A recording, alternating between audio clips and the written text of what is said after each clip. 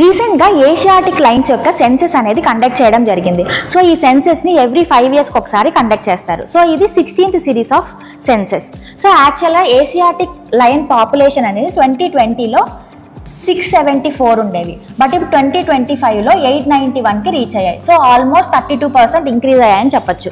So ఓవరాల్గా ఇండియాలో ఏ స్టేట్లో ఈ లయన్స్ అనేవి ఎక్కువగా ఉంటాయి అంటే గుజరాత్లో ఎక్కువగా ఉంటాయి. గుజరాత్లో ఆల్మోస్ట్ 11 డిస్ట్రిక్ట్స్లో ఈ లయన్స్ అనేవి స్ప్రెడ్ అయి ఉన్నాయన్నమాట.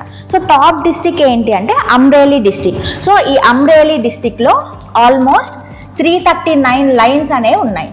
సో ఏషియాటిక్ లయన్స్ యొక్క యూనిక్నెస్ చూసుకుంటే, సో వీటి యొక్క హ్యాబిటేట్ ఏంటంటే grass lands, savanna, dense scrub and open వుడ్లాండ్స్లో ఇవి ఉంటాయన్నమాట. సో ఇవి మెయిన్గా యూనిక్నెస్ ఏంటంటే ఇవి ఇండియాకి ఎండమిక్. సో ఇండియాలోనే కనిపిస్తాయి అన్నమాట ఈ ఏషియాటిక్ లయన్స్ అనేవి.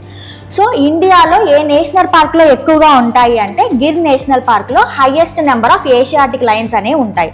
తర్వాత బార్దా వైల్డ్ లైఫ్ శాంక్చురీలో ఉంటాయి. సో ఈ 2 నేషనల్ పార్క్స్లో ఏషియాటిక్ లయన్స్ అనేవి ఎక్కువగా ఉంటాయి. సో వీటిని IUCN రెడ్ లిస్ట్లో వల్నరబుల్ లిస్ట్లో ప్లేస్ చేయడం జరిగింది.